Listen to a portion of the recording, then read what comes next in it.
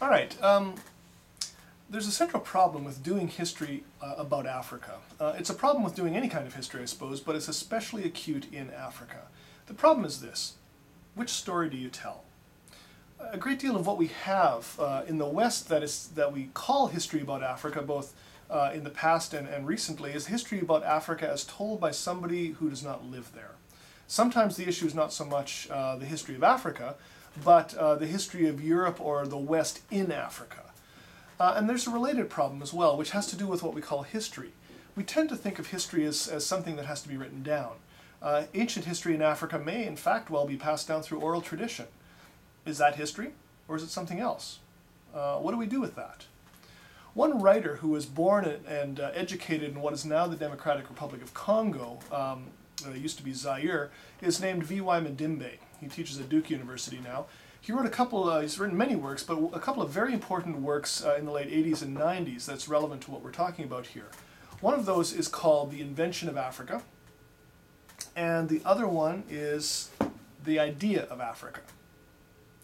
In these works, he points out just how all of us, both in Africa and elsewhere, have come to see our conception of Africa, or come to our conception of what Africa actually is. He points out that just how history contributed to Africa being set up as a place from which slaves might be taken or which was susceptible to colonialism.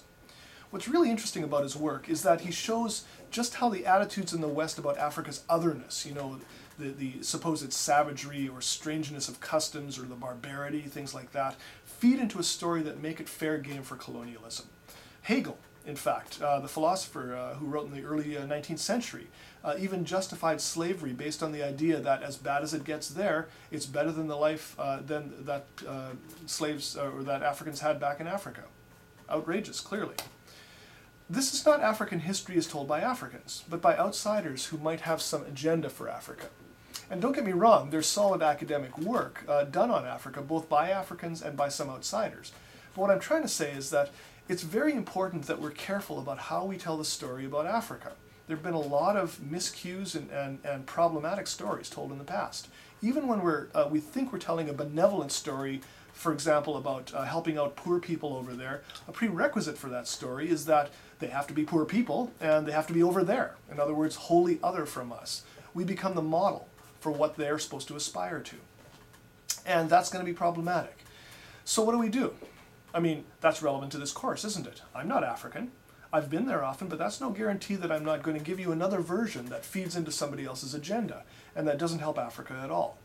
Well, we're going to try and guard against that by using as much African content as possible, but even with that, there are no guarantees.